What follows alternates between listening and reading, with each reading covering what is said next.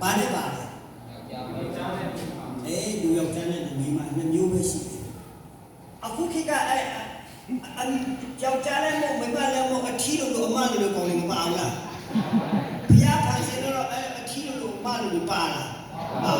ယောက်ျားဆိုယောက်ျားမိန်းမဆိုမိန်းမအခုကခေတ်ကြီးအရင်မြင်နေတော့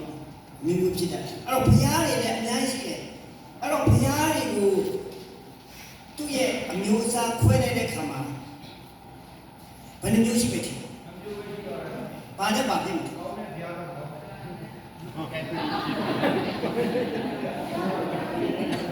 ကောင်းတဲ့ဘုရားကိုရှိနေတာကျွန်တော်ဒီနေ့ဘာသာတရားတိုင်းမှာဘုရားရှိတယ်ဘုရားတိုင်းကလည်းသူ့ရဲ့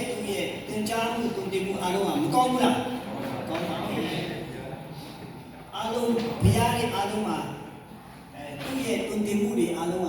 လိုက်နာနေရင်ကောင်းတာတွေရှိပါမယ်မကောင်းတဲ့ဘုရားလို့တော့ပြောလို့မကောင်းပါဘူးပြောလဲမပြောအပ်ပါဘူးဘာကြောင့်လဲဆိုတော့ကိုယုံကြည်ရပါလေကိုယ်ပဲကြတယ်ဒါတော့လောကလူတွေရဲ့ကိုယ်ပဲလက္ခဏာတွေကြတယ်အဲ့တော့ဘုရားရဲ့မျိုးစားပဲတဲ့ကနှစ်မျိုးပဲရှိတယ်ဘာတစ်ခုကဘာဘုရားလဲဆိုရင်ဒီကမ္ဘာလောကကြီးမှာရှိတဲ့ဒီကမ္ဘာလောကကြီးထဲမှာဖြစ်ပေါ်လာတဲ့တချို့ကလူကနေပြီးမှဘုရားဖြစ်အောင်ကြိုးစားပြီးမှဘုရားဖြစ်တာလည်းရှိတယ်တချို့ကတရိစ္ဆာန်တွေကိုဘုရားဖြစ်တဲ့ကိုယ်ဝယ်တာမရှိလားမရှိလားပါတာလေ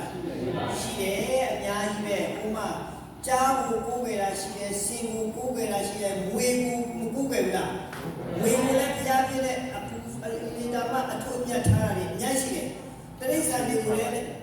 ဘုရားဖြစ်တဲ့ကိုယ်ဝယ်ယုံကြည်တာလည်းရှိတယ်ဒါတော့သူတို့ရဲ့ယုံကြည်ကိုယ်ဝယ်မှုပဲတချို့ကျတော့ကြောက်တုံးကြောက်တောင်တစ်ခုခုရဲ့ထူးခြားစံပြမှုကြောင့်ကိုယ်ဝယ်ယုံကြည်တာတွေလည်းရှိတယ်ဒါပေမဲ့အဲ့ဒီအားလုံးကဘယ်မှာဖြစ်တယ်ဘုရားလဲဆိုရင်ဒီကမ္ဘာလောကကြီးတွေကနေဖြစ်တဲ့ကြောင့်လောကများအများကြီးရှိတယ်များစွာရှိတယ်လောကများစွာရှိတယ်ဒါတော့ပုံစံမျိုးပဲဘယ်ဘုရားဖြစ်တာလဲဘာညာပြတ်ပြောလို့ဒီလောကဘုရားရဲ့အားလုံးကဘယ်ကနေဖြစ်လာဒီကမ္ဘာလောကကြီးတွေကနေဖြစ်လာကြတယ်သို့တော်လည်းဒီလောကတွေကနေဘုရားနဲ့ငကိုရရတဲ့ original သူတရားနဲ့သူရှိနေတဲ့ဘုရားရှိနေတယ်အဲ့ဒါကျတော့လောကဘုရားမှုပဲနဲ့ပါလေကောင်းကင်ဘုရားဒါတော့တို့မျက်စိနဲ့မမြင်တွေ့နိုင်တဲ့နေရာမှာရှိတယ်နေတယ်သက်ရှင်တယ်ဆိုတော့ယုံကြည်တဲ့ကိုယ်ပဲတဲ့ဘုရားဒါလည်းတခြားဒါလည်းကိုယ်ပဲခြင်းကိုယ်ပဲလည်းမကိုယ်ပဲခြင်းကိုယ်ပဲဘာမှမမြင်ရဘူးဆိုတော့တချို့လည်းအယုံကြည်ရှိတဲ့လူလည်းအများကြီးရှိတယ်အဲ့တော့တနည်းအားဖြင့်ပြောလို့ဆိုရင်လောကဘုရားတွေကကဘာမြေကြီးကဖြစ်လာတဲ့ကြောင့်မလို့ဒီမြေကြီးတွေကနေလာတဲ့ကြောင့်မြေကြီးဘုရားလို့လည်းပြောလို့ရပါတယ်ဒါကတော့ကျွန်တော်တို့အမြင့်ဥဒ္ဒါအုပ်စုခွဲလိုက်ရင်တော့ကောင်းကင်ဘုရားနဲ့မြေကြီးဘုရားနောက်ပြီးမှဒီလောကဘုရားတွေကထာဝရအသက်ရှင်နေဆိုတဲ့ဘုရားရှိလားမရှိပါဘူးအလုံးကပါလေအချိန်တိုင်းရဲ့ခေါင်းစဉ်တစ်မျိုးနဲ့တွားကြတာပဲရှိဒါကြောင့်မို့သူကတော့ထာဝရအသက်မရှိဘူးကောင်းကင်ဘုရားလို့ပြောတဲ့ဘုရားတွေကြတော့ပါလေသူတို့ကတော့ထာဝရအသက်ရှင်တဲ့ဘုရားလို့လည်းပြောကြတယ်ဒါတော့ကျွန်တော်တို့အကြောင်းလို့ဒါဘုရားအမျိုးအစားတွေခွဲတဲ့ခါမှာဒီလိုမျိုးနှမျိုးနှစ်စားလို့တွေးရှိနိုင်တယ်ယုံကြည်တဲ့လက်ခံတဲ့ဆိုတာတော့ကိုယ်အပိုင်းနဲ့ကိုယ်ဖြစ်ပါတယ်ဒါကျွန်တော်အပေါ်ရရေးပေါ့နည်းနည်းလေးရှင်းပြအဲ့တော့အဲ့လိုရှင်းပြရင်မနေ့ကကျွန်တော်တို့ပြောတယ်ဒီထာဝရဘုရားသခင်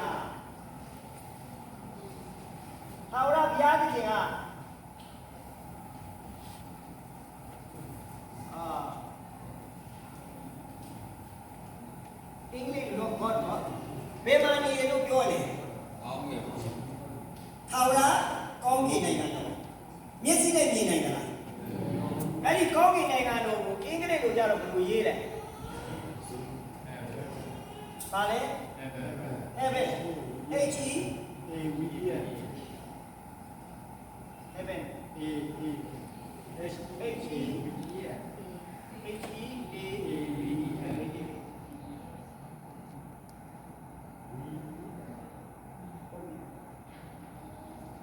ကတိတ်မကောင်းဘူးဒါ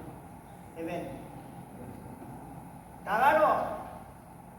ဘုရားသခင်ရဲ့နိုင်ငံတော်ဒီနိုင်ငံတော်နေရာကဘယ်မှာလို့ပြောမယ်ဆိုရင်အေယာမပီတိဒုက္ခဘုံဘယ်မှာလို့ပြောရင်တို့ကြီးကျယ်ခန္ဓာတော်အေယာမပါလေပြောချင်တာကပါလေ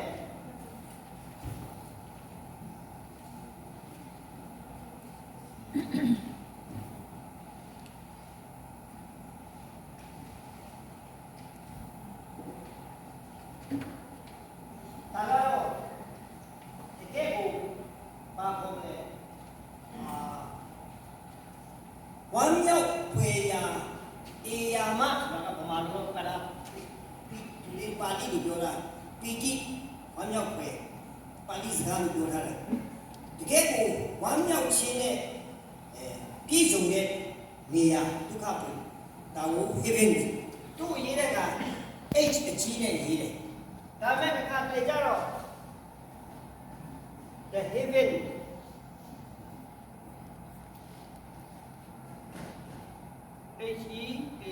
sorry heavens the heavens ဒီနဲ့ရေးထားတယ်ဆိုရင်တော့အဲ့ဒါဘာရဲ့နေရာလဲဆိုရင်အခုကျွန်တော်တို့မြင်နေရတဲ့ပါလေစัจ java လာပါခေါ်တယ်ကျေလက်ခတ်တရားများနဲ့ပြည့်စုံနေတဲ့ကောင်းကင်ဒါကိုတော့ပါလေ the heavens လို့ခေါ်တယ်အဲ့ဒါဘုရားသခင်ရဲ့နိုင်ငံတော်ရှိတဲ့နေရာကိုကျတော့ heaven ဒါကတော့ကြီးပြတ်တဲ့စုံနေတဲ့နေရာဒါကိုတော့ကျွန်တော်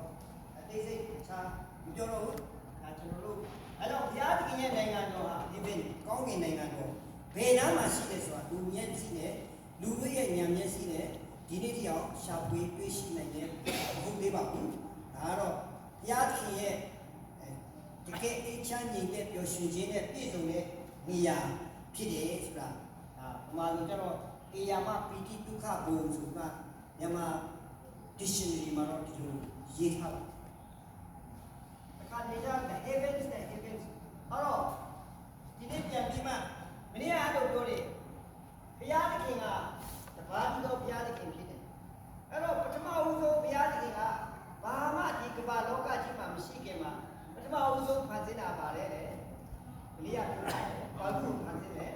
ကောင်းကင်ဘောမတိဖန်ဆင်းခြင်းခံရတာတော့ကောင်းကင်တမန်အဲ့တော့ကောင်းကင်တမန်နေထဲမှာသူ့အဖွဲ့နဲ့သူ့တာဝန်နဲ့အများရှိတဲ့ထဲမှာဘုရားသခင်ရဲ့နေရာဘုရားသခင်ကိုအတုဘုရားသခင်ဖြစ်ခဲ့ကိုဖြစ်ခြင်းနဲ့ကောင်းကင်တမန်ကောင်းကိုချုပ်ကဘာလို့လဲဆိုရင်သူကဘုရားသခင်ကိုအတုဖို့လုံးလည်းမလုံးရသေးဘူးဖွဲ့လည်းမဖွဲ့ရသေးဘူးဒါမဲ့ပါလဲသူစဉ်းစားရုံပဲစဉ်းစားလိုက်တယ်စိတ်ထဲကပဲဘုရားကိုပြစ်မှားလိုက်တယ်အဲ့ဒါကိုဘုရားသခင်ခါတဲ့တည်တဲ့ကြောင့်ဘုရားသခင်ရဲ့နိုင်ငံတော်ကိုမောင်းချလိုက်တဲ့အခါမှာကောင်းကင်တမန်ဘဝကနေမဖြစ်သွားလဲဆိုရင်စာတန်တို့ရဲ့ခေါင်းဆောင်စာတန်နေဖို့ဗရန်သူတော်အချင်းတို့ကြောင့်အပြောရတယ်ဆိုတော့ဒါကြောင့်မလို့နတ်စာတန်တို့ရဲ့ခေါင်းဆောင်အေယာမငွေငကားကြီးဖြစ်တဲ့ကျမ်းစာထဲမှာတော့ပြထားတယ်။ဒါကြောင့်စာတန်တို့ရဲ့လက္ခဏာဟာငွေငကားဖြစ်တယ်။ဒါမလေးကဆရာလာကြလဲပြောပြီ။အဲ့တော့သူနဲ့အတူသူ့နောက်ပါလိုက်သွားတဲ့သုံးဘုံတစ်ဘုံသောကောင်းကင်တမန်များအားလုံးဒီနတ်စာတန်ရဲ့နောက်လိုက်နောက်ပါများဖြစ်သွားတယ်။နတ်ကြီးတန်းရဲ့နတ်အသေးလက်ပေါက်စကဘယ်နေရာရောက်သွားတယ်လို့မသိဘူး။ဒါကြောင့်မလို့ကဘာပေါ်မှာဘယ်နေရာမှာသွားနတ်နဲ့လွတ်တဲ့နေရာတိတ်ကိုပါလဲမရှိနိုင်ဘူး။ဟာဒီအချိန်မှာတော့ဘုရားသခင်ကောင်းကင်နိုင်ငံကနေမောင်းချလိုက်တဲ့အချိန်မှာဒီကဘာမြေကြီးရှိပြီလားမရှိသေးဘူး။ဒါပေမဲ့ဒီစာတမန်တွေကဒီစัจ java လာထဲမှာဘယ်နေရာမဆိုဘယ်ဂျိုမှာမဆိုဘာဂျိုတို့မှစီးကြဘူးနေရာတိုင်းကိုသွားနိုင်တဲ့စွမ်းရည်ရှိတယ်သူတို့ပြန်ပြီးဝင်ခွင့်မရတာဘယ်လိုလဲရတဲ့နိုင်ငံတော်ဒါကြောင့်ဒီကမ္ဘာလောကကြီးမဖြစ်ခင်ကနေဘသူကအရင်ရောက်နေလဲဆိုရင်စာတန်က စက်ကြောလာထဲမှာဒီနေ့တည်ရှိဒါကြောင့်မလို့စာတာမဏတ်ကိုသူ့မှာလည်းတဘိုးအိဒီပါတွေအများကြီးပါရှော့ပြတယ်သူ့မှာတဘိုးတွေအများကြီးရှိတယ်ဒါကြောင့်မလို့သူ့ကိုကိုးကွယ်တဲ့သူတွေကဘာပေါ်မှာအများကြီးရှိတယ်သူနဲ့သူ့နောက်လိုက်တွေကိုးကွယ်တဲ့သူတွေအများကြီးရှိတယ်ဒါကြောင့်ဒါသူ့မှာတဘိုးတွေအများကြီးရှိတယ်ဒါပေမဲ့သူကဘုရားသခင်ဖန်ဆင်းတော့ကတော့ဘုရားအလုပ်ကိုလုပ်ဖို့ဘုရားအစီခံဖို့ပဲခိုင်းလိုက်ကြတယ်ဘုရားနဲ့ဆန့်ကျင်ပဲဖြစ်သွားပြီးမှဘုရားကိုတော်လာဖို့ကဒါကြောင့်မလို့ကောင်းကင်တမန်ကနေနတ်ဇာတန်ဖြစ်သွားတဲ့အချိန်မှာဘုရားသခင်ကဒီနတ်ဇာတန်ရဲ့အပေါင်းအသင်းများအားလုံးကိုဒီနေ့ကျရင်အဆုံးသတ်ဖို့ဆိုပြီးမှဘုရားသခင်ကဒုတိယဒီမှာနဲ့ဖန်ဆင်းထားတယ်ထာဝရငရေဘာသာတိုင်းမှာငရေဆိုတဲ့အကြောင်းပြောတယ်ငရေဘယ်ကဖြစ်လာလဲငရေဘယ်မှာဘလို့ဖြစ်တယ်လဲဆိုတော့အသေးစိတ်တော့ကြောင်းနဲ့တောင်ပြောလာခြင်းဒီဒါနဲ့ဘုရားသခင်ကတော့ဒီငရေကိုဖန်ဆင်းတာဘုသူ့အတွက်ဖန်ဆင်းတာသာတာနဲ့နောက်လိုက်နောက်ပါများအတွက်လူသားတွေအတွက်ဖန်ဆင်းခဲ့ရတယ်မဟုတ်ပါဘူးဒါနဲ့သူ့နောက်ကိုလိုက်ရင်တော့ဗာလေကျွန်တော်တို့အားလုံးတနေ့ကျရင်ဒီကိုဝါရတယ်အဲကြောင့်မလို့လောကကြီးမှာသာဝရရှိရတယ်လို့သာဝရကောင်းနေတယ်သာဝရမရေတစ်ခုပဲရှိပါတယ်ကိုကြိုက်တဲ့လမ်းရေးမှုကတော့ကိုယ့်ရဲ့ဘောဖြစ်ပါတယ်အဲ့တော့အဲ့ဒီနောက်မှာတော့အခုနကတော့ဘုရားသခင်ပြောတဲ့ချမ်းသာတဲ့မှာမင်းရဖတ်ကြလို့ဆရာလာကြတာဖြစ်နေတယ်မှာပြောတယ်ကောင်းကင်ကြီးမြေကြီးကိုဘာညာဘုရားသခင်ဖန်ဆင်းတဲ့အကြောင်းပြောတယ်ဘုရားသခင်ဖန်ဆင်းတာကမ္ဘာလောကကြီးကိုဗာလဲပထမရဲ့နိုင်ဘာအပေါင်းနဲ့အလင်းကိုဖြစ်စေဘာညာကျွန်တော်အသေးစိတ်ပြောတော့မချင်ရှိတော့ဒီမှာဒီပကြီးစရာဒီလိုမျိုးအဝိုင်းနဲ့ဒီလိုထားတာဒီကမ္ဘာလောကကြီးကိုဘုရားသခင်ဖန်ဆင်းတာကအုံဖတ်ပုတ်ဆိုတစ်ချက်တည်းဖြစ်သွားတာမျိုးပြောပြတယ်ဘုရားသခင်ဒီကမ္ဘာလောကကြီးကိုဖန်ဆင်းတဲ့အခါမှာ step by step တစ်ဆင့်ပြီးတစ်ဆင့်ဖန်ဆင်းခဲ့ကျမ်းစာထဲမှာတော့ပြောတယ်ပထမရက်လိုက်ဘာဖြစ်တယ်ဒုတိယရက်လိုက်ဘာဖန်ဆင်းတယ်တတိယရက်လိုက်ဘာဖန်ဆင်းတယ်6ရက်နေ့မြောက်မှာပါလေလူနဲ့လူကိုဖန်ဆင်းတဲ့အကြောင်းကိုရေးထားတယ်အကျမ်းစာထဲမှာပြောထားတယ်ဒါတွေပြောထားတယ်ဒါပေမဲ့ဒီမှာပြောချင်တာကဒီကမ္ဘာလောကစက်ကြီးကိုဒီကမ္ဘာမြေကြီးကိုဘုရားသခင်ဖန်ဆင်းတာဟာကျမ်းစာထဲမှာရေးထားတဲ့6ရက်ဆိုတဲ့နေ့ရက်ကလေးနဲ့6ရက်နဲ့ဖန်ဆင်းထားခဲ့တာမဟုတ်ပါဘူးပြောချင်တာကဒီ6ရက်ဆိုတာကျွန်တော်တို့ရဲ့24နာရီတရက်ကိုပြောတာမဟုတ်ပါဘူး။ဘာကြောင့်လဲဆိုတော့ကျမ်းစာထဲမှာဇာလံကျမ်းမှာပြောထားတယ်လူတို့ရဲ့နှစ်ပေါင်း1000ပြီတဲ့ဘုရားသခင်ရှိမှဘယ်တော့ပဲဖြစ်နေလဲ။ညဉ့်ရံတရားရှာညဉ့်ရံတရားလို့ပဲပြောတာ။ပြောချင်တာကလူတွေရဲ့နာယီနဲ့လူတွေရဲ့နေ့ရက်နဲ့ဘုရားနာယီနဲ့တူသလားမတူပါဘူး။အဲ့ဒါကြောင့်ပြောတယ်။အဲကြောင့်မလို့လူတွေကအခုကျွန်တော်ဆိုအခုအသက်90ရှိပြီ။တက်90ကျွန်တော်လောကလူသားပဲဟာဆရာတော်တက်ကြီးကြီးဘာညာပြီးကွာပြောတာ။ဘုရားရှိမှကျွန်တော်တို့ကဘယ်လောက်ပဲရှိနေလဲ။လူတွေရဲ့နှစ်ခေါ်ဟာဘုရားသခင်ရှိမှတရက်ပဲထားကြည့်ဦး။နှစ်တရားနေတဲ့လူကဘယ်နှနာရီပဲနေရသေးတယ်။နှစ်90နှစ်60နေတဲ့လူကဘုရားရှိမှစက္ကန့်ပိုင်းမိနစ်ပိုင်းပဲရှိပါတယ်။အဲကြောင့်ကျွန်တော်တို့လောကမှာလူတွေတက်ရှင်နေကြတယ်ဆိုတာကကျွန်တော်တို့ကငါတို့ကဘလောက်ကြီးနေအောင်ဘလောက်တက်ရှင်ဘလောက်ကြီးကျယ်ပြီးဘာဖြစ်တဲ့ချမ်းသာလို့တကယ်တမ်းလို့ဘုရားသခင်ရှိမှလူတွေကဘာနဲ့တူလဲဆိုဟိုကလေးတွေကစားတယ်ပါလေစားကြဘူးပေါ့ဟုတ်တာမြင်ပြီးကြတာဟိုကလေးတွေဈေးကနေဝင်လာပြီးစားကြဘူးပေါ့ဆိုပေါ်လိုက်တာစားကြဘူးပေါ့နေဒီထဲမှာအများကြီးအကြီးအသေးအများကြီးတယ်အဲ့စားကြဘူးတော့ကြာခံလားခဏလေးပဲတုတ်ပါပေါ့မပေါက်ရှင်တာတော့ကလေးတွေလည်းကျွတ်တော့ကိုပေါ့တယ်ရှိတယ်ဘယ်တော့မှမကြောက်ဒီနေ့ကျွန်တော်တို့လူတွေရဲ့အသက်တာလည်းဘုရားသခင်ရှိမှာဘယ်တော့မှမကြောက်တဖြုတ်နဲ့ကျေရီကျွေးတယ်လူခဏလေးဖြုတ်အဲ့တော့ကျွန်တော်အသက်ရှင်တဲ့အချိန်လေးကအသက်ရှင်ရတဲ့နေ့ရက်ကြီးမှာကျွန်တော်တို့ဘာလို့စဉ်းစားမလဲဘာလို့ပြင်ဆင်ထားမလဲအဲ့ဒါတော့ကြည့်ပါအဲ့တော့ဘုရားသခင်ကဒီကမ္ဘာလောကကြီးကိုခုနှစ်ရက်နဲ့ဖန်ဆင်းတယ်ဆိုတဲ့နေရာမှာကျွန်တော်တို့ပြောချင်တာကလောကနာယီနေ့ရက်ကိုပြောတာမဟုတ်ဘူးဘုရားသခင်က ဒီပေါင်းတစ်ချိန်ဒါကြောင့်မလို့ဒီနေ့ကြောက်စိမ့်တုံးတုံးပင်းရင်တစ်လုံးကိုကောက်ကြည့်လိုက်ရင်နှစ်ပေါင်းတန်းဘလောက်ရှိတယ်ဘာညာဆိုပြီးမှတွက်လို့ရပါတယ်ဒါကြောင့်ဒီကဘာမြေကြီးကနှစ်တန်းပေါင်းဘလောက်ကြာတယ်ဆိုရင်လည်းဘုရားသခင်ရဲ့နာယီဘုရားသခင်ရှိမှာဘာမှမဟုတ်ပါဘူးဘုရားသခင်ကဒီကဘာကြီးကိုဘာမှမရှိတဲ့အမုံအမွားတွေတဖြည်းဖြည်းနဲ့အစာရခဲဖြစ်ပြီးမှဒီနေ့ကျွန်တော်တို့နေတဲ့ပြည့်စုံတဲ့စုံနေတဲ့တော်ဝါအပြည့်စုံတဲ့အလုံးကိုဖန်ဆင်းပေးခဲ့တယ်ကျွန်တော်တို့လူသားတွေနဲ့ဘုရားသခင်ကလိုလေခြင်းရှိရှင်းဥစွာအစစ်စားတော့နေထိုင်နိုင်ဖို့အတွက်လုံလောက်တဲ့ယာတိဥဖြစ်ရဲ့အားလုံးကိုဘုရားသခင်ဖန်ဆင်းထားတယ်ဘယ်လိုဖြစ်လာလဲယာတိဥဘယ်လိုဖြစ်လာလဲပါလဲဆိုတော့ကျွန်တော်အချိန်များလို့ခက်ခဲရှိလို့ကျွန်တော်ပြောတော့ဘူးပြောချင်တာကတော့ဒီကမ္ဘာလောကကြီးကိုကျွန်တော်တို့နေတဲ့ကမ္ဘာလောကကြီးကဘုရားသခင်ဖန်ဆင်းလို့လာတယ်ဒါပေမဲ့ဒီနေ့လောကကြီးကဒီကမ္ဘာကြီးကတော့လည်းဖြစ်လာတာပါလို့ပြောနေကြတယ်အဲ့တော့ကျွန်တော်တို့နေတဲ့ကဘာကြီးကနေမိသားစုမှာရှိတယ်နေမိသားစုမှာဂျိုကြီးဘယ်နှလုံးပတ်နေတယ်တဲ့ရှစ်လုံးကိုလုံးကိုရင်တော့ကိုလုံးပြောတော့ကိုအဲ့လုံးကဘယ်တော့မှလည်းမသိဘူးကြောင်းစားလိုက်အော်ဟောကြပါဦးကျွန်တော်တို့နေတာကဒီမှာ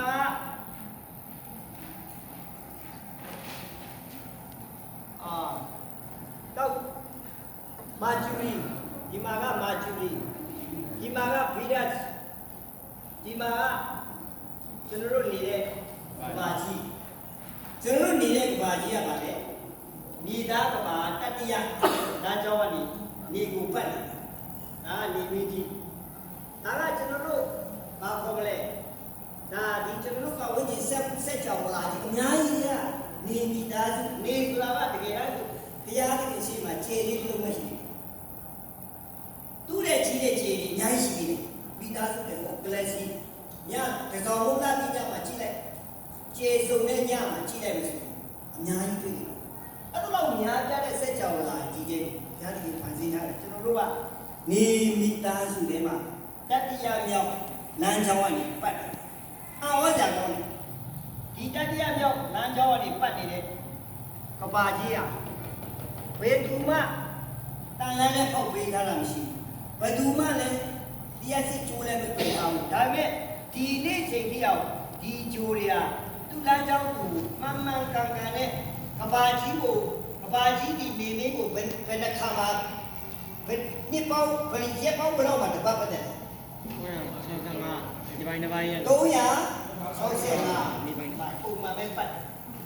ဒီနေမင်းကြီးကဘာကြီးရတာတဘာဝအလျောက်ဖြစ်နေတယ်သူဖြစ်ချင်လို့ဖြစ်တယ်ဆိုရင်ဒီလိုကြီးပဲသွားတာပြင်းနေပါဒီဘက်ကိုပြန်ချော်သွားလိုက်အောင်ဒီမှာချော်သွားခဲ့ရင်မဖြစ်ဘူးအားလုံးအေးခဲပြီးမှလမ်းလျှောက်နေတဲ့လူတွေရေခဲကြောင်းဖြစ်ပြီးမှတည်သွားမယ်ဒီဘက်ကိုချော်သွားရင်လည်းအားလုံးလမ်းလျှောက်နေစပင်ရအရင်ပြီးတောင်ပြီးမှအကုန်လုံးပြီးတောင်ပြီးမှအချောက်ဖြစ်သွားတယ်ဘုရားသခင်ဖန်ဆင်းတာလမ်းကြောင်းပုံမှန်စနစ်တကျပါတယ်အဲ့တော့ဒီစက်ကြောင်လာကြီးမှာလူတွေအတွက်ကဘာမြေကြီးကိုကျွန်တော်တို့နေတဲ့ကဘာမြေကြီးကိုလူသားတွေအတွက်လုံလောက်တဲ့ကောင်းကြီးတွေအားလုံးဘုရားသခင်ကပြည့်စုံစေပြီးတဲ့ခါမှာပထမဦးဆုံးအာဒံကိုလူကိုဖန်ဆင်းတဲ့အကြောင်းကိုလည်းစမ်းစာဖတ်တဲ့ဆရာလာကြတယ်လူယောက်ျားကိုဖန်ဆင်းလို့လည်းရှင်းဥစွာဘာဝယူတဲ့လေမြေကြီးရေဘုတ်ကိုယူတယ်မြေဘုတ်ကိုယူပြီးမှဘာလုပ်တယ်လဲလူရဲ့ပုံကံစနစ်တကျအလုပ်လုပ်တယ်မြေဘုတ်ကိုယူပြီးမှဘုရားသခင်ကလူဖြစ်စေပုတ်ဆိုပြီးဒီလိုပြစ်ချလိုက်ကြတာဟုတ်ဘူးကဏ္ဍနဲ့အညီပုံကံကြကြကျွန်တော်တို့ကြည့်မြင်နေရတဲ့လူတွေမြေကြီးနဲ့ကဏ္ဍလုပ်တယ်ကဏ္ဍပုံကံလုပ်တဲ့လူကအသက်ရှင်တာရှိနေအဲ့ဒီနောက်မှာဘုရားသခင်ကဘာလုပ်ပေးတယ်လဲလူတွေကိုကဏ္ဍလုပ်ပြီးတော့လူထဲတဲ့ကိုဘာထည့်ပေးတယ်လဲ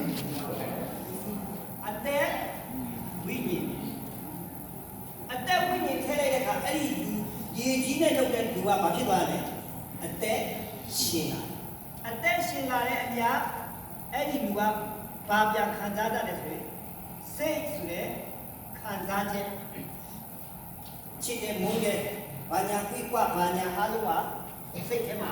ပေါ်လာဒါကြောင့်ခန္ဓာကမြေကြီးနဲ့လုပ်ထားတယ်ဟိုးအထည်ထဲမှာကဝိညာဉ်ကဘယ်သူကပေးတယ်ဘုရားသခင်ပေးထားတယ်ဒီသုံးခုကဘာနဲ့တွားတိုက်လဲဆိုဒီနေမင်းနဲ့တွားတိုက်ဝိညာဉ်ဒီထွန်းလင်းဆုံးသောနေမင်းနဲ့ဒီလိုမျိုးကျွန်တော်တို့ပြောမှဆိုရင်နေနဲ့အနီးဆုံးဖြစ်တဲ့ဘာခေါ်မလဲမာဂျူရီနောက်စိတ်ခံစားချက်ဒီမှာဒုတိယဂျိုဖြစ်တဲ့ Venus ဆိုတာမမလိုကြတော့အချစ်လက်ဖျားလို့ဒါကြောင့်မလို့လူတိုင်းမှာချစ်တဲ့ငုံတယ်ဆိုရင်စိတ်ခံစားချက်တွေမရှိဘူးလားရှိတယ်ဒါကြောင့်ဒီကဂျိုနဲ့ခတ်နဲ့ပြောမယ်ဆိုဒီ Venus ဂျိုနဲ့လူရဲ့စိတ်နဲ့တန်းတယ်တတိယမြေကြီးနဲ့ခန္ဓာမြေကြီးနဲ့ခန္ဓာကတရားနဲ့ဖြစ်ဒါကြောင့်မလို့လူသားတဲ့ရဲ့ခန္ဓာဒီဘုရားသခင်ကဘာနဲ့ဖန်ဆင်းထားလဲမြေကြီးနဲ့ဖန်ဆင်းထားဟုတ်ပြီးကြည့်ရင်တင်းတိုင်းမှုပါစာကြည့်ပြီးသွားတဲ့လူတွေရဲ့အယုတ်တွေလူရဲ့အယိုးအသားဘာညာပြကွာရင်နောက်ဆုံးကြတော့ဘာဖြစ်သွားလဲမြေကြီးဖြစ်ပါတယ်ပလတ်စတစ်အယုတ်မြေကြီးထဲမှာသွားထားပြုတ်ထားရင်တစ်ပေါင်းဘလောက်ကြာရင်လည်းဘယ်လိုပဲနေမှာဒီတိုင်းပဲရှိအယုတ်မဖြစ်လူဟာမြေကြီးဖြစ်တဲ့မြေကြီးခန္ဓာဒါကြောင့်မလို့ဒါတော့ဒီမှာမြေကြီးခန္ဓာမှာဘုရားသခင်ပေးထားတဲ့ဝိညာဉ်ဆိုတာဘာလဲဒီမှာစကားမို့ဝိဆိုတာပါဠိလိုပါလဲအထူးကျွန်တော်ကြောက်မှတင်ရတယ်နာမဝိတေတနာဆိုဒီမှာနာယုထုခုချင်းဖြစ်ပါသည်ကြောက်မှတင်ကြရတယ်ခိရိယာဝိတေတနာဆိုဒီမှာဘာညာပြည့်ကွာဝိဆိုတာပါလေအထူးညင်ဆိုတာကသိခြင်းဒါကြောင့်ဝိညာဉ်ဆိုတာပါလေအထူးသိခြင်းဘာလို့အထူးသိခြင်းလဲဘုရားသခင်ပေးတဲ့ဝိညာဉ်ပါတဲ့လူသားတွေဘုရားကိုရှာတဲ့စိတ်နှလုံးသားရှိလူတိုင်းမှာဘုရားကိုသိခြင်းဘုရားကိုတွေ့ခြင်းထာဝရဘုရားကိုတွေ့ခြင်းပိုင်ရှင်ဖြစ်တဲ့ဘုရားသခင်ပေးလိုက်တဲ့ဝိညာဉ်ပိုင်ရှင်ဖြစ်တဲ့ဘုရားသခင်ကိုတွေ့ခြင်းသိခြင်းရှာတယ်ဒါပေမဲ့ဒီမမြင်ရတဲ့ထာဝရဘုရားကိုမတွေ့ဘဲနဲ့လောကဘုရားတွေမှာပဲတွေ့ပြီးမှခြေနဲ့သွားတဲ့လူတွေလည်းအများကြီးရှိဒီနေ့ကျွန်တော်တို့ပြောချင်တာကဘုရားပေးတဲ့အသက်ဝိညာဉ်ဒီခန္ဓာကိုယ်ရဲ့ကနေဒီနေ့ကျတော့ဒီမှာရှိတဲ့လူတွေရောဒီခန္ဓာကိုယ်ရဲ့ကနေဒီဝိညာဉ်မထွက်ရဘူးလားထွက်ရမလားထွက်ရမယ်ထာဝရနေလို့ရမလားမရဘူးတနေ့နေ့ကျရင်တော့ဘယ်သူဘယ်ချီဆိုတော့မပြောတတ်ဒါကြောင့်မလို့ကျွန်တော်ဒီမှာမြန်မာဘာသာနဲ့ကျမ်းစာသင်တဲ့ကတချင်းရွေးတဲ့ဆရာကရွေးနေတာတော်တော်တယ်တင်းချင်းကျမ်းစာတော်မသင်ရသေးဘူးတချင်းကဘာတင်လဲဆိုလူကြီးလည်းပဲတင်နိုင်တယ်ကလေးလည်းပဲတင်နိုင်တယ်ဆိုအဲ့တချင်းကြီးဆိုလိုက်တော့ကျမ်းစာသင်တဲ့လူတွေမျက်လုံးလေးကလေးနဲ့လန့်နေကြတယ်လူကြီးလည်းပဲတင်နိုင်တယ်ဆိုတော့ငယ်တဲ့ကောင်နဲ့ပြန်ကြည့်ကလေးလည်းပဲတင်နိုင်တယ်ဆိုကလေးတွေကိုပြန်ကြည့်နဲ့လန့်နေကြတယ်ပြောချင်တာကဒီမြေကြီးခန္ဓာကကျွန်တော်တို့ထာဝရနေလို့ရှိပါတယ်ဒီနေ့ကျရင်ဒီဝိညာဉ်ဒီခန္ဓာတွေနဲ့ထွက်ခွာသွားရတယ်အဲ့ဒီထွက်ခွာသွားတဲ့ဝိညာဉ်ဒီပိုင်ရှင်နေကဘယ်ဟာလဲပိုင်ရှင်စိတ်ကဘာလို့လဲတရားနဲ့ပြန်သွားရမှာပဲဘုရားမလဲကောင်းကင်နိုင်ငံတော်ကိုပြန်ရမယ်ဒါပေမဲ့တရားသခင်ကိုမသိတဲ့အခါလောကဘုရားတွေလောကအရာတွေမှာစိတ်ဆွဲလာပြီးထင်တတ်တဲ့လူတွေကတော့ဒီဝိညာဉ်ကနေဒီခန္ဓာတွေထွက်သွားတဲ့အခါဘာတွေပဲဖြစ်နေလောကထဲမှာပဲပါလေပျောက်ဆုံးနေတဲ့ဝိညာဉ်တွေအများကြီးရှိလားရှိတယ်ပျောက်ဆုံးနေတဲ့ဝိညာဉ်တွေဟိုမှာမြစ်ကြီးနားဥပောက်စိန်ပညာရေးကိုအစိုးရတွေဘုံနဲ့ထိုးပြီးမှအဲ့ဒီမှာရှိတဲ့ဝိညာဉ်တွေအဲ့ဒီမှာမြုပ်နှံထားတဲ့နာဝိညာဉ်တွေကိုဘုံကြီးတွေနဲ့ပြစ်ပြီးမှ GMC ကားကြီးတွေရပ်ထားပြီးမှဘုံကြီးကနေပြီးမှဒါတနာဘာညာပြိကွာတွေဘာလို့ဒီအမိန့်စာတွေထုတ်ပြီးမှဒီပညာရေးမှာရှိကြတဲ့နာနာဘာဝဝိနာဘာဝဘာညာပြိကွာတွေအားလုံးကားပေါ်တက်သူကကားပေါ်မောင်းတယ်ကားပေါ်မောင်းတယ်ကားမောင်းတဲ့တိုင်ပါသူကားကြီးဟာတော်ပြီကျွန်တော်ကဘိန်းတော်ပြလာတယ်ညာနေနေဆိုပါဦးတခြားကားတင်ဆိုအဲ့ဒီကားကိုဟိုညို ကတင်းနေမှုမောင်းဖို့ရတယ်ကာသမားကျွန်တော်ပြောပြသူနဲ့တွေ့လို့ပြောပြအာဆရာကောက်ချင်းတင်လို့ကိုမနေမောင်းရတဲ့ဆရာကောက်မှာဘာမှမရှိဒါနဲ့ဝိညာဉ်တွေဘလောက်များလဲတော့မသိဘူးဘလောက်များတိုးဝိပြီးတက်လာတော့ကျွန်တော်မသိဘူးပညာကိုပြောင်းသွားရင်လူပြပြောင်းလိုက်အခုတော့မေတ္တာအကြောင်းဖြစ်တယ်ဟိုမှာယူစနာနာတွေ့မှာပါယူစနာအမတ်တော်အထက်ကကြောင်းရဲ့ဒီကတော့ပါအဲ့ဒါအရင်တော့ဥပေါက်စီတင်ကြတယ်ကျွန်တော်စေတန်းကြောင်းသားတော့တင်ကြမှုကွာတင်ကြမှုပြောင်းပြီးတော့3ရက်လောက်ပဲရှိသေးတယ်ဟိုကျူးပင်တာပဲမှာဒုတိယဝင်လာပြီးမှဝိညာဉ်တွေကလာပူးနေတာဟာတော့ကြပါဦးငါဘယ်ဦးပြန်မှမသိတော့ဘူးငါပြန်မဲ့နေရာမရှိတော့ဘူးငါတကယ်ချင်းလည်းမရှိတော့ဘူးဟောလမ်းပြကြပါဦးဆိုဟာဟောနေမင်းဘယ်မှာနေလို့လဲငါအရင်ကဥပေါက်စီတင်ကြမှုမှာနေတာအခုငါအဲ့မှာနေလို့လည်းမရတော့ဘူးဟာဟောနေဟာဥပေါက်စီတင်ကြကမင်းရပဲဟိုမှာမြို့ပြည်ကိုရွှေ့လိုက်ပြီးကားတွေနဲ့ရွှေ့လိုက်မင်းအဲ့မှာမလိုက်ပါဘူးလားဆိုတော့ငါကျုပ်ပြည်နာမှာဗီဒီယိုလာကြည့်နေကြတယ်ဒီကတော့ဗီဒီယိုကြည့်နေတာရှိတယ်စိတ်ဆွဲလာတယ်ဆွဲလာတယ်များတယ်ပြောလို့ပြောအဲ့တော့ဒီနေ့ကျွန်တော်တို့ရေးကြည့်တာကဒီနေ့ကျွန်တော်တို့ဒီမှာလာပြောတာဆရာလာချာနဲ့ကျွန်တော်ဒီကဆမ်းပေါ်တိတော့ဒီဆရာတွေတော့တို့ကျွန်တော်တို့ဓမ္မမိတ်ဆွေများကိုဖိတ်ကြားတာ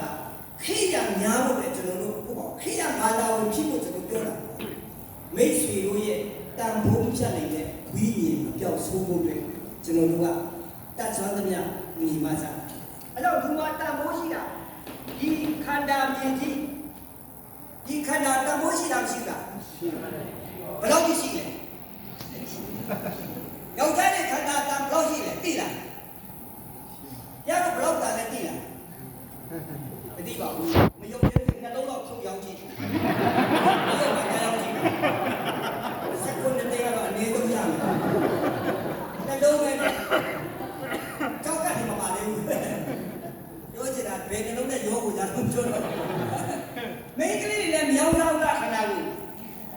မလေးရောက်တာက Facebook ထဲမှာမလေး350လို့တိတ်တရားရတယ်ပြထွားနေကြတယ်တိတ်ထွားနေကြတယ်ထုတ်လိုက်ပါကြတယ်အဲ့ဒီခန္ဓာကထာဝရနေလို့ရတာ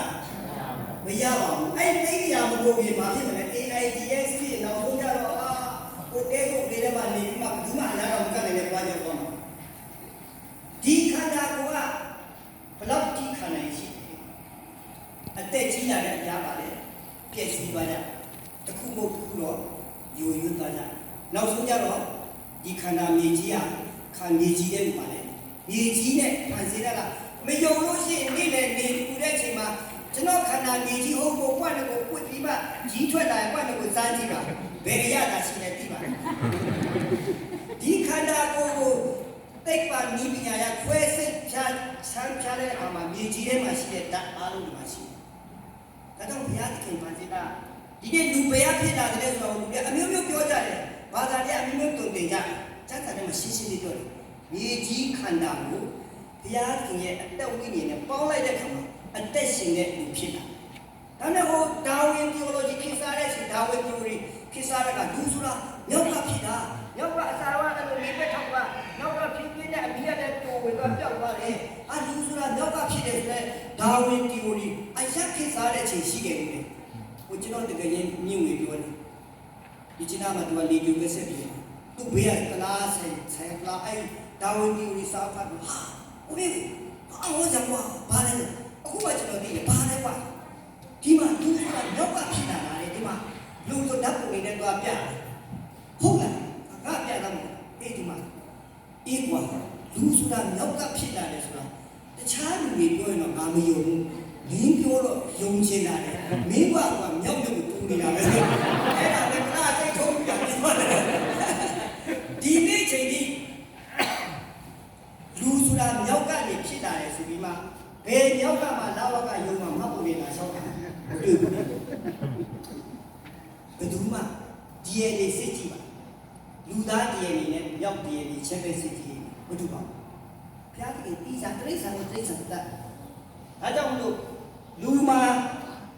တန်ဖိုးအရှိဆုံးကပါလေဝိညာဉ်ခန္ဓာကိုယ်ကမပြည့်စည်တာဘူးလားပြည့်စည်တာဗောဒီခေတ်ကြီးမှာတော်တော်ကြာလေးဖြတ်သွားရတာနဲ့တခြား ပြတ်ထွက်သွားတာနဲ့ချီတာချီပြတ်လက်ပြတ်ခန္ဓာကိုယ်တစ်ပိုင်းတည်းတခြားတည်းဒီခေတ်ကြီးမှာခန္ဓာကိုယ်ကအချိန်မရွေးပါနဲ့ပျက်စီးတတ်ပါတယ်ခန္ဓာကိုယ်ပျက်စီးနေတဲ့စိတ်ကောင်းတဲ့လူတွေရှိတာပေါ့ကျွန်တော်ဆရာဒေါက်တာဥက္ကုလေးဆိုစိတ်ပညာဆရာဘောကကြောင်တက်တော့သူ့မိမကနာစိတ်ရဲ့ဘူကြီးသုံးဝေးဒီလေဘေးအောက်ပိုင်းပြေးသွားတယ်ကျွန်တော်တို့နဲ့တွေ့တဲ့အချိန်မှာ15နှစ်ရှိလေဘေးအောက်ပိုင်းပြေးဒီပိုင်းကတော့စကားပြောတဲ့စားတဲ့အကုန်လုံးတယ်ဒါပေမဲ့သူ့မိမရဲ့ဝေယဝိသအဝိသတဲ့ဘာညာတန်ရှင်းလုပ်တာအားလုံးသူများကိုမလာတာဘူးဒေါက်တာဥက္ကုလေးတိအောင်ကြားကိုလည်းလုပ်တယ်အဲ့ဒါကျွေးဝိသရှိတာကျွေးပြီးရတယ်သူတက်ကလူမှာစာသားတင်တဲ့ကသူ့မိမကိုဖြာမအိတ်ပဲနဲ့လာတာအဲ့ဒါပရွက်စိတ်တွေမလာအောင်ရေနံစီစွတ်တဲ့အဝိနည်းရှာပတ်မလွယ်ဘူး15နှစ်လုံးဒီလေဘေးအောက်ပြေးနေတာဇနီးကိုတစ္ဆာရှိနဲ့ပြုစုတဲ့ဆရာရှက်တာပတ်တာလေကျွန်တော်တို့ဇီယာလူတွေကမိမလည်းလည်းလေပြချတာတဲ့ကောင်းဖြစ်တာတဲ့ဗလာခိုင်တာဇန်တဲ့ပုံကမဲ့တယ်နည်းနည်းကဘုရားပုံတယ်နာဟန်ပဲမှာရှိတယ်ဆိုလိုက်ရှာတယ်အများကြီးရှိတယ်ပြောချင်တာကဒီနေ့ခန္ဓာမြေကြီးကထာဝရမဟုတ်ပါကျွန်တော်နေတဲ့ကဘာမြေကြီးတောင်မှပါလေထာဝရမရှိပါကျွန်တော်ထင်တာဒီကဘာမြေကြီးကထာဝရရှိတယ်အခုလက်ရှိဖြစ်ပြနေတဲ့အဖြစ်ပြအခြေအနေတွေကြည့်လိုက်ရင်ကျမ်းစာတွေကပြည့်စုံမှုနည်းနေဒီနေ့ကျရင်ဒီကဘာမြေကြီးကလောကကြီးတွေကရှာလို့တော့မတွေ့တဲ့အမုန်းလေးတော့မရှိတဲ့ဘဝကိုရောက်သွားဘူးဒါကြောင့်မလို့ကျွန်တော်တို့ရဲ့ခန္ဓာမြေကြီးဆိုတာမြေကြီးခန္ဓာအင်္ခါရပါဘာမှတည်နေတဲ့အရာဟုတ်ပါဒါပေမဲ့စိတ်ခန္ဓာကကောင်းနေတယ်စိတ်မဖောက်တတ်ဘူးလားလူကတော့ကောင်းနေစိတ်ဖောက်နေတယ်မရှိဘူးလားအများကြီးရှိတယ်ကျွန်တော်တို့ဘုရားကျောင်းမှာဆရာလေးကဘုရားကျောင်းကိုမလာရင်မလာမယ်အဲ့စိတ်မကောင်းတဲ့လူကအမှန်ကိုလာတယ်သူတို့ဘုရားကျောင်းမှာလာတယ်ဥမာဖဏတ်တွေနဲ့ပွေကောက်ပြီးသွားတယ်အင်ကြီးတွေလမ်းလမ်းကောက်ဝတ်သွားတယ်ဘာမှမတတ်ဘူးလိုက်တူလို့လည်းမရဘူးသူတို့ကတကယ်ကိုစိတ်ဖောက်လို့လူတွေအများကြီးရှိပါခန္ဓာတော့ကောင်းတယ်စိတ်ဖောက်ဒါပေမဲ့ဒီခန္ဓာရောဒီစိတ်ရောဒီခန္ဓာတွေကနေဒီမှာဒီဝိညာဉ်ထွက်သွားပြီဆိုရင်တော့ဒီခန္ဓာကဘလောက်တတ်တာပါတာဖြစ်နေတန်ဖို့ရှိသေးလားဘုရားဘာသာကြီးလူတွေဘယ်နည်းထားဘယ်နည်းထားလဲ3ရက်ဘာကြောင့်3ရက်ထား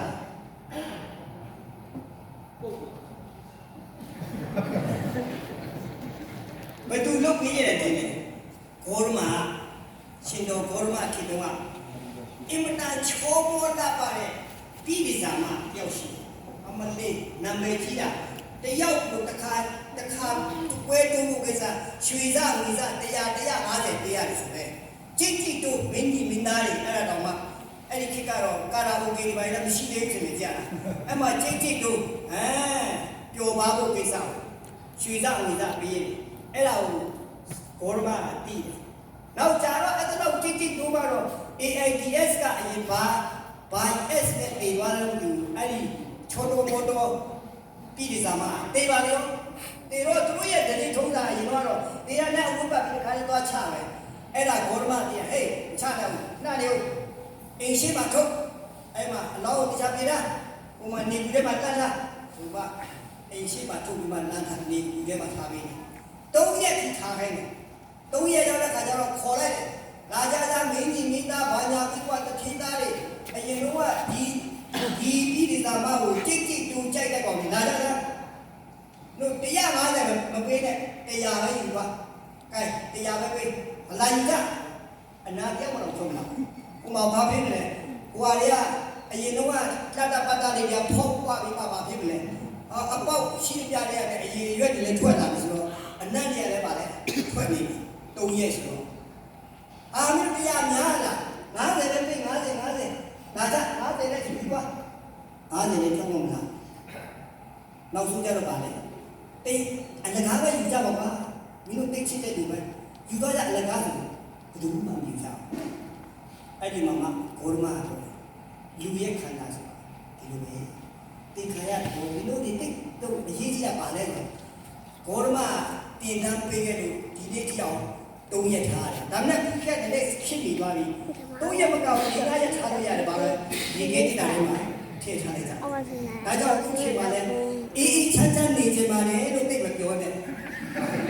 အေးချမ်းချမ်းနေကြတာကရိုးရိုးမနေရပါနဲ့ဒီကိစ္စတွေထည့်ထားတယ်မတက်တာဘူးလားမချောင်းအေးချမ်းလို့တော့မှာတော့ခဲတော့နေနေတယ်ဒါကြောင့်မလို့ဦးနေနေလေးဆိုလည်းမဆိုးပါဘူး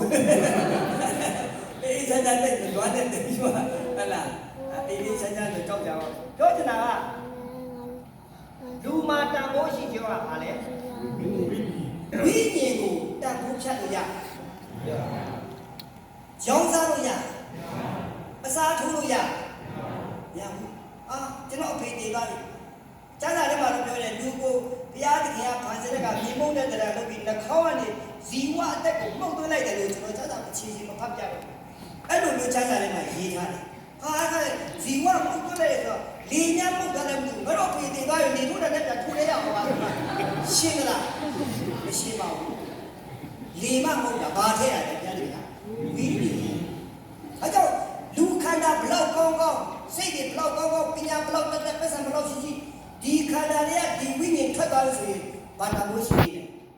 ဘာသာလို့ရှိကျွန်တော်တကယ်ကြတယ်ချက်မှုကြော်ညာအရန်ကောင်းတယ်အရန်လာချက်မှုကြော်ညာတခြားတော့မကြိုက်ဘူးဘာပဲကြိုက်ချက်မှုရဲ့ကြော်ညာတွေကဒီဝူကြော်ညာလိုက်တဲ့အခါသူ့ရဲ့ဒီနှခါရအဲ့ဒါလိုဖြစ်သွားတယ်အဲ့ဒါကိုကြွေလာတာဒီကြပြီးပါကွာချိတ်ပြီးမှဒီလိုကြောင့်မှတွေ့ထားတယ်မှာတဲ့မိုးရဲ့ဒီဦးနဲ့ခါလေးကိုကြိုက်တယ်မလဲဆိုတော့ဒီကလည်းပြောမယ်ဆိုသူကခေါင်းကကြိုက်တယ်ဆိုတော့မရှိပါဘူးမလေးမပြောနဲ့ဟိုမှာကျွန်တော်တို့ဆရာကတော့ကြောက်တော့ကျွန်တော်တင်ကားစစ်တော့ရေဦးနာမှာတွေးတော့ကိုပြီးကတာဟာဘယ်လိုဖြစ်လဲတွေးတင်ကားငါတွေးကြိုင်ရအဲ့ပြောတွေးတီလို့ငါဘယ်နည်းရဆိုလားသူတို့ကားကြည့်ဘူးမိယောက်ျားဒီကြိုက်ခါပါပဲပြောချင်တာကလောကမှာနေတဲ့အချိန်မှာပဲကျွန်တော်တို့တက်ရှိကြတယ်တန်ဖိုးကတော့ဗာလေလူရဲ့တန်ဖိုးမှာဗာရှိဆုံးလဲဆိုတော့ဝိညာဉ်ဟာဒါဆိုတော့ဆရာတိရစ္ဆာန်လည်းဘလို့ပါသေးလဲတိရစ္ဆာန်လည်းခန္ဓာကတော့မြေကြီးသူ့မှာလည်းတိရစ္ဆာန်မှာလည်းစိတ်မရှိဘူးလားရှိတယ်ခွေးတွေသွားမစမ်းနဲ့သူတို့ကလေးမွေးနေတဲ့ချိန်မှာအနားသွားလို့လည်းဘာလို့ပါလဲတွေ့ခံရတယ်သူတို့မှလည်းချစ်တယ်တိရစ္ဆာန်တွေမှလည်းချစ်တဲ့မုန်းတဲ့စိတ်မရှိဘူးလားတိရစ္ဆာန်မှလည်းစိတ်ရှိဒါပေမဲ့တိရစ္ဆာန်ကအသက်မရှိဘူးလားရှိတယ်သူ့မှာတော့အသက်ပဲရှိတယ်လူမှာထည့်ပေးတဲ့ဝိညာဉ်တိရစ္ဆာန်မှာမရှိဘူးဒါကကျွန်တော်တို့တမန်ကျမ်းစာမှာရှင်းရှင်းလေးပြောတာဒါကြောင့်တိရစ္ဆာန်တွေကိုဘယ်မှာလို့ကြတော့ဘယ်လိုရေးတယ်လဲတတိဒီလိုရေးတယ်တတိဆိုတာဘာလဲတတိဆိုတာဘာလဲတတိဆိုတာကတတိကပေါ့၃မျိုးတတိကဆိုတော့၃မျိုးပဲကြည့်တယ်ဘာကြည့်လဲအိတ်မယ်စားမယ်မျိုးပွားမယ်မျိုးပွားမှာတော့မှသူကဘာလဲခွေးတွေကဘယ်ဒီမှာပွားလဲသူတည်င်းချုပ်မှာအလုပ်ရှုပ်နေကြတယ်ကြီးကျယ်ဝိုက်နေကြတဲ့အချိန်ကားတွေပါလာပြီးတော့အချင်းပဲသူပေးနေဆိုတော့ပါကြီးကျယ်ရပွဲတွေလုပ်နေကြဒီချိန်မှာသူတို့ဘာမှမကြောက်ဘူးသူတို့လည်းယာကြီးရပဲလဲရတာဟုတ်သူတို့ချိန်လည်းလို့မျိုးပွားဖို့ပဲသူတို့ကြိုးစားတယ်စားမယ်အိတ်မယ်မျိုးပွားမယ်၃မျိုးပဲရှိတယ်ရင်တော့တတ်ပါဘယ်တော့ဘာနဲ့ပေးပါညာပေးပါခုခေတ်ခွေးလေးဆိုရင်အမျိုးမျိုးသိန်းတရားတောင်ခွေးတော်ရှိသေးတယ်မလေးကိုကျွန်တော်ရွာထဲမှာခွေးတစ်ကောင်သိန်းတရားမင်းတို့ဘလို့သိန်းတရားမွေးထားတယ်ပေါ့အဲ့ဒီသိန်းတရားကိုကလေးတွေကိုပညာရှိထောက်လိုက်ဘလောက်ကောင်းလဲလို့ကျွန်တော်ဟိုတနေ့ကပြောလိုက်ပြီပြောချင်တာကလူနဲ့တိရစ္ဆာန်ကွာခြားချက်ကတိရစ္ဆာန်မှာအသက်ရှိဝိညာဉ်ပါဒါကြောင့်မလို့တိရစ္ဆာန်မှာလူရဲ့ဝိညာဉ်ကတော့ဒီခန္ဓာကနေထွက်သွားပြီဆိုရင်တခြားတစ်စုံတစ်ခုခုမှာသွားပြီးမှလူပါဝင်ပူတာတွေကလည်းရှိတတ်တယ်တချို့ကြတော့ဗာလဲတစ်ပင်တွေပါအပင်မှာလာပြီးမှနေပြီးမှ အမျိုးမျိုးအလုပ်ပြတာတွေရှိတယ်အရေးအကြောင်းလုပ်ပြတတ်တာတွေပါလေရှိတယ်အဲ့ဒါကိုကျတော့ပမာတွေကပါပြောတယ်ဒီတစီဒီရဲ့6တယ်ပြောကြဘူးပမာတော့ဝိပြင်ကလှုပ်ရှားပြီးမှလုပ်နေတဲ့သဘောလေးရှိတယ်ဒါပေမဲ့သူတကယ်ပြန်သွားရမှာဘယ်ကိုပြန်သွားမှာလဲဘုရားတည်ရဲ့နိုင်ငံတော်ကိုပြန်သွားရမှာဖြစ်တယ်ဒါကြောင့်လူဒီမှာတန်ဖိုးအရှိဆုံးကတော့အသက်ဝိညာဉ်ဖြစ်တယ်ဒီနေ့ကျွန်တော်တို့ဓမ္မမိတ်ဆွေတွေကိုဒီနေ့ကျွန်တော်တို့ရဲ့အသက်ဝိညာဉ်ကျွန်တော်တို့ခန္ဓာကိုယ်တွေကနေထွက်ပါရဲ့ပေးသွားမယ်အခုကျွန်တော်တို့ရဲဘော်တွေပြည်လို့ရှိရင်ကျွန်တော်မင်္ဂလာတော်မှာနေခဲ့လို့ပြီးရဲဘော်ပြည်လို့ရှိရင်အမိပြန်တန်းစာထုတ်ပြကိုယ်ပိုင်နံပါတ်တော့ဘလောက်တတ်တာရဲဘော်ပြည်တင်းဒီယနေ့မှစာရေးဤတိုင်ရင်းနဲ့အသက်ဆိုင်တော့တောင်းတင်သွားလို့ရတော့သွားတော့ဆိုမှဘာလို့လဲမောင်းလိုက်တယ်ဘယ်တော့လို့သွားဖြစ်တယ်ဒီလောကကြီးမှာကောင်းတာလုပ်ရင်ကောင်းတာဖြစ်မယ်ဆိုမှလူတွေများတော့ကောင်းရမလို့ရရောက်ပါစေဆိုမှဗာလဲအမြဝေပြီးမှပြောကြတာပြီးကြတာဘယ်နာလေးရောက်ပါလဲဆိုဘယ်သူမှတေးကြမတေးကြအကြောင်းဒီနေ့ကျွန်တော်တို့ကတမန်ကျမ်းစာကတော့ရှင်းရှင်းလေးပဲပြောထားပါတယ်ဘုရားသခင်ပေးတဲ့တဲ့ဒါတခါတော့ဟိုနိုင်ငံသားပန်းချန်ဒီထဲမှာသူတယောက်ကကောင်းကင်ကြီးကိုကြည့်ပြီးအိတ်တယ်ဟိုလုံချိုရေးတွေကချန်ပိတ်တော့ဆိုတော့အေးဖာအေးလို့ခမရဘူးလေကဘယ်ရလာဒီမှာဘာလာလုပ်လဲကဘယ်ကောင်းပါလဲစက်တိုက်မေးတာသူကအေးစီးထားတယ်အေးမင်းမေးတဲ့မေးဖို့ငါဘာတူလဲငါဘယ်လာငါဒီမှာဘာလာလုပ်တာလဲငါဘယ်သွားမလဲဆိုတော့သူကလာစဉ်းစားနေတာအဲ့တော့လုံချိုရေးကလာတာဒီလိုကြောက်တော့ဘာရဲစကောက်ပေါ်လာမှာဘာညာလေးပါရဲ့ဒီလိုမျိုးလိုက်စစ်လိုက်တော့သူ့ရဲ့ကတ်ကတဲ့ကတူကဓာတ်တနည်းကပေးတာပမောက္ခဖြစ်